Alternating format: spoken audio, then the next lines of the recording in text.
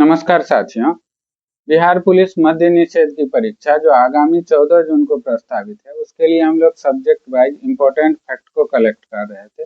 इसी क्रम में हम लोग बायोलॉजी से विटामिन वाले सेक्शन को कवर कर रहे थे।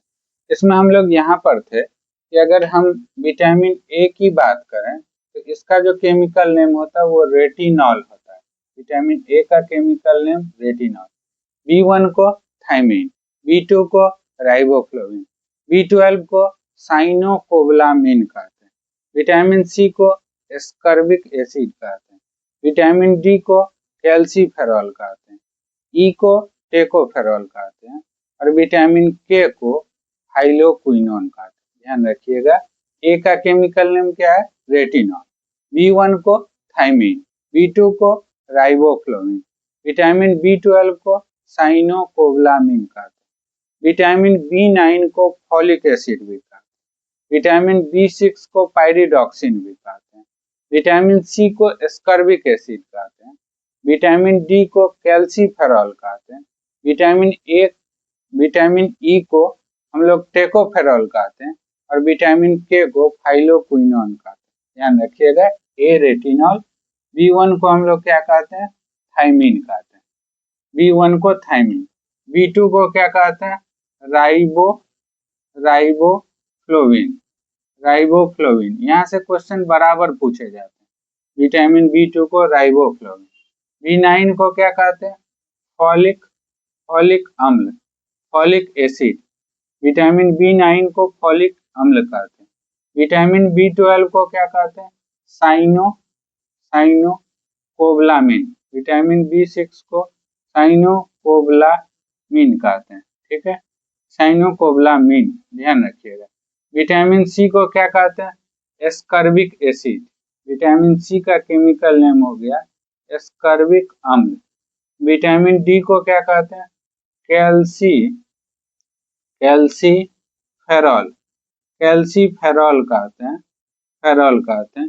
विटामिन ई को टेकोफेरॉल कहते हैं, विटामिन ई को टेकोफेरॉल कहते हैं, के को फाइलोक्विनोन कहते हैं। ठीक है, इसमें कुछ इंपॉर्टेंट फैक्ट आपको बता रहे थे। ध्यान रखिएगा कि विटामिन B12 में कोबाल्ट पाया जाता है। बहुत बार ये क्वेश्चन पूछा गया कि विटामिन B12 में क्या पाया जाता है, तो कोबाल्ट। विटामिन B12 में कोबाल्ट पाया जाता है। एक लवक होता है जिसको वर्णी लवक कहते हैं। जैसे आप कहते हैं कि पत्तियों का हरा रंग किसके कारण होता है? क्लोरोफिल के कारण। और ये क्वेश्चन आपसे बहुत बार पूछा जाएगा कि क्लोरोफिल में कौन सी धातु पाई जाती है? तो मैग्नीशियम। क्लोरोफिल में मैग्नीशियम नामक धातु पाई जाती है, B12 में कोबाल्ट पाया जाता है। इसके अतिरिक्त आप जानते हैं कि दूध का जो उजला रंग होता है वो केसिन के कारण होता है, हल्का पीला रंग कैरोटीन के कारण होता है। टमाटर का लाल रंग लाइकोपीन के कारण होता है। टमाटर का लाल रंग किसके कारण होता है? लाइकोपीन के कारण होता है। गाजर का जो रंग होता है वो कैरोटीन के कारण होता है। हमारा बाल और नाखून किससे बना होता है? कैरोटीन प्रोटीन से। बाल और नाखून जिस चीज से बना होता है वो होता है कैरोटीन प्रोटीन। ध्यान रखिएगा, तो ऐसे ध्यान रखना। तो अब इसके बाद विटामिन और इसकी डिफिशियंसी से होने वाले रोग की बात करें तो ए की कमी से जो रोग होता है आप जान चुके हैं, उसको रतौंधी कहते हैं, नाइट ब्लाइंडनेस कहते हैं। बी की कमी से बेरी होता है। सी की कमी से त्वचा को होने वाला एक रोग होता है, इसको स्कर्वी कहते हैं। विटामिन सी की कमी से स्कर्वी होता है। विटामिन डी की कमी से हड्डियों का रोग होता है जिसको रिकेटस कहते हैं। विटामिन ई की कमी से बांझपन और के की कमी से रक्त का थक्का नहीं जमता। ध्यान रखिएगा कि विटामिन ए की कमी से कौन सा रोग? रतौंधी। बहुत बार पूछा गया है, रतौंधी या नाइट ब्लाइंडनेस कहते हैं। ठीक है, इसके अतिरिक्त आंख में एक रोग होता है जिसको आप कहते हैं कलर ब्लाइंडनेस।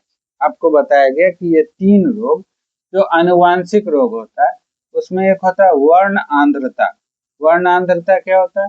मानव नेत्र को होने वाला एक ऐसा आनुवांशिक रोग जिसमें आंख जो होता है वो लाल और हरा रंग को नहीं डिटेक्ट कर पाता, लाल और हरा रंग को नहीं पहचान पाता, तो ऐसे रोग को कहते कलर ब्लाइंडनेस, वर्ण आंद्रता, ये अनुवांशिक रोग है। ऐसे ही अगर आप जानिएगा तो एक रोग होता है, इसको कहते हैं हीमोफीलिया। हीमोफीलिया अभी इसके बारे में जानेंगे कि रक्त का थक्का में इसका क्या काम होता है। तो विटामिन ए की कमी से रतौंधी, बी की कमी से बेरी, विटामिन बी की कमी से जो रोग होता है वो बेरी। विटामिन ए सर्वाधिक कहाँ पाया जाता है, तो गाजर में, कैरोट में, कई बार पूछा गया। विटामिन सी जो सबसे अधिक आंवला में पाया जाता है, ये इसकी कमी से स्कर्वी नामक रोग होता है। विटामिन डी की कमी से जो रोग होता है उसको रिकेटस कहते हैं, हड्डियों का रोग, रिकेटस। विटामिन ई की कमी से जो रोग होता है उसको हम लोग कहते हैं बांझपन। इसको विटामिन ई को ब्यूटी विटामिन भी कहते हैं। और विटामिन के की कमी से रक्त का थक्का नहीं जमता, रक्त का थक्का नहीं जमता, ध्यान रखिएगा। तो रक्त का थक्का जमने में जो चीज सहायक होता है, उसमें पहला चीज तो आप जान गए कि विटामिन के जो होता है वो ब्लड क्लॉट करने में मदद करता है। विटामिन के अतिरिक्त एक चीज और होता है, इसको कहते हैं, एक प्रोटीन है जिसका नाम है हिपेरिन प्रोटीन। हिपेरिन प्रोटीन जो होता है वो ब्लड को क्लॉट कराने में, रक्त का थक्का जमाने में सहायक होता है। इसके अतिरिक्त आप जानिएगा कि हमारे शरीर में रक्त की मात्रा लगभग 5 से 6 लीटर होती है। हमारे ब्लड का 2 भाग होता है, एक को कहते प्लाज्मा और दूसरे को कहते रक्तकण। रक्तकण में 3 चीज होता है, एक चीज होता है आरबीसी, लाल रक्त कणिका, एक होता है डब्ल्यूबीसी, श्वेत रक्त कणिका जिसको कहते हैं, और एक होता है आपका प्लेटलेट्स। तो ब्लड को क्लॉट कराने में एक चीज और सहायक होता है, इसको कहते हैं प्लेटलेट्स। ठीक है, प्लेटलेट्स जो होता है वो ब्लड को क्लॉट कराने में मदद करता है, प्लेटलेट्स भी मदद करता है। इसके अतिरिक्त एक खनिज होता है जो ब्लड को क्लॉट कराने में मदद करता है। ये खनिज कौन सा है, तो ये कैल्शियम जो है ये ब्लड को क्लॉट कराने में मदद करता है। और एक ऐसा व्यक्ति जिसका ब्लड जल्दी क्लॉट नहीं कर रहा हो, वह एक अनुवांशिक बीमारी से विकृत होता है, एक अनुवांशिक बीमारी से पीड़ित होता है, उसको हमने कहा था हीमोफीलिया। इसमें ब्लड जल्दी क्लॉट नहीं करता। इस रोग के बारे में कहा जाता है कि इसकी शुरुआत इंग्लैंड की महारानी विक्टोरिया में प्राप्त हुई थी। जो जानकारी प्राप्त हुआ उसमें सबसे पहले पता चला कि ये महारानी विक्टोरिया को ये रोग था, इसलिए इसको हम लोग रॉयल डिजीज कहते हैं। ठीक है, रॉयल डिजीज कहते हैं। और ध्यान रखिएगा, ये हीमोफीलिया रॉयल डिजीज हो गया। इसके अतिरिक्त एक रोग होता है जिसको हम लोग कहते हैं सिकल सेल एनीमिया।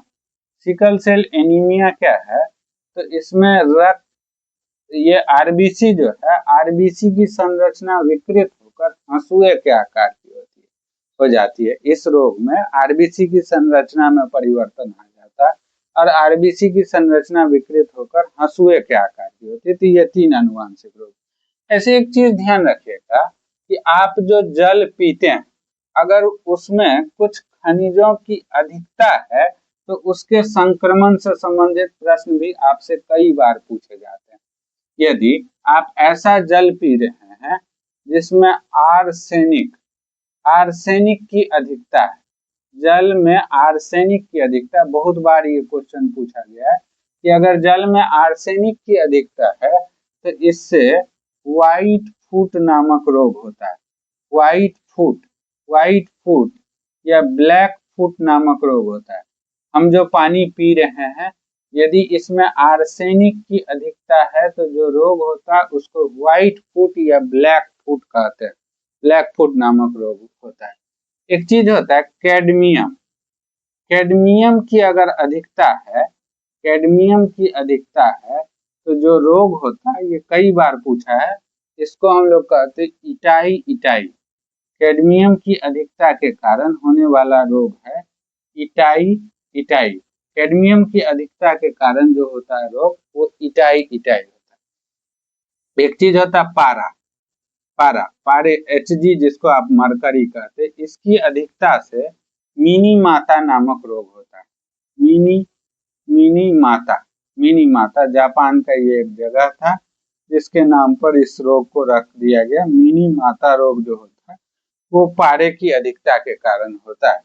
जो जल आप पी रहे हैं उसमें, जल में अगर लोहे की अधिकता है, लोहा लोहा की अधिकता है, तो जो रोग होता है इसको हम लोग कहते हैं सिरोसिस। सिरोसिस नामक रोग होता है। सिरोसिस सिरोसिस नामक रोग जो होता है वो लोहे की अधिकता के कारण होता है। और आप जो जल पीते हैं उसमें अगर तांबे की अधिकता है तो इससे होने वाला जो रोग है, कॉपर की अधिकता से जो रोग होता है उसको हम लोग कहते हैं विल्सन रोग। ये बड़ा इंपॉर्टेंट है, इससे रिलेटेड क्वेश्चन कई बार पूछे गए। आप जो जल पीते अगर उसमें आर्सेनिक की अधिकता है तो व्हाइट फुट या ब्लैक फुट नामक रोग होता है। जल में आर्सेनिक की अधिकता के कारण व्हाइट फुट या ब्लैक फुट नामक रोग होता है। कैडमियम की अधिकता के कारण जो रोग होता है वो इटाई इटाई होता है। इटाई इटाई नामक रोग होता है। पारे की अधिकता के कारण जो रोग होता है उसको मिनी माता कहते हैं। लोहे की अधिकता के कारण होने वाला रोग है सिरोसिस। लोहे की अधिकता से जो रोग होता है वो सिरोसिस। और लोहे की कमी है, खून की कमी जिसको कहते हैं, होमोग्लोबिन की कमी, उससे जो रोग हो जाता है उसको हम लोग एनीमिया कहते हैं, है ना, एनीमिया कहा जाता है। तांबे की अधिकता से होने वाला रोग जो होता है वो विल्सन होता है। अब देखिए, अगर आप संक्रमित जल पीते हैं, अगर कोई भी संक्रमित जल पी है, अगर उसमें जीवाणु का संक्रमण है, तो जीवाणु के संक्रमण से दो इंपॉर्टेंट रोग है। जीवाणु के द्वारा संक्रमित जल के पीने से एक तो रोग होता है आपको टाइफाइड। टाइफाइड टाइफाइड क्या है? ये ये साल्मोनेला टाइफी, एक जीवाणु है जिसका नाम है साल्मोनेला टाइफी। साल्मोनेला मोनेला टाइफी, इस जीवाणु के कारण होने वाला ये एक रोग है। साल्मोनेला टाइफी नामक जीवाणु के कारण होने वाला रोग है जिसमें छोटी आंत प्रभावित होता है। इससे संक्रमित व्यक्ति को तेज बुखार आता है और भोजन के पाचन की प्रक्रिया थोड़ी मंद पड़ जाती है। तो संक्रमित जल पीने से छोटी आंत को जो रोग होता है वो टाइफाइड। और एक होता है हैजा। हैजा जो होता है, इसका जो बैक्टीरिया है इसका नाम है ब्रीबियो कॉलरी। कॉलरा इसको कहते हैं, ब्रीबियो कॉलरी। ब्रीबियो कॉलरी नामक बैक्टीरिया है, इसको कॉलरा भी कहते हैं। इसमें जो भाग हमारे शरीर का संक्रमित होता है ये होता है बड़ी आंत। बड़ी आंत संक्रमित हो जाता है। तो ध्यान रखिएगा कि संक्रमित जल के सेवन से अगर जीवाणु का संक्रमण है तो टाइफाइड हो सकता है। टाइफाइड छोटी आंत का, कंटेमिनेटेड वाटर, संक्रमित जल या संक्रमित भोजन। अगर संक्रमित जल पी रहे हैं तो बड़ी आंत का भी एक रोग हो सकता है जो है हैजा। हैजा किसके कारण होता है? ब्रोबियो कॉलरी नामक जीवाणु के कारण होता है। और इसमें जो प्रभावित होता है वो बड़ी आंत। ऐसे आप रोग वाले सेक्शन में पढ़ेंगे कि बहुत सारा रोग जो होता है वो जीवाणु से होता है। जैसे आप टीबी कहते हैं, माइक्रोबैक्टीरियम ट्यूबरकुलोसिस नामक जीवाणु के कारण होता है। उसके बचाव के लिए हम लोग जो टीका देते हैं उसको बीसीजी का टीका कहते हैं।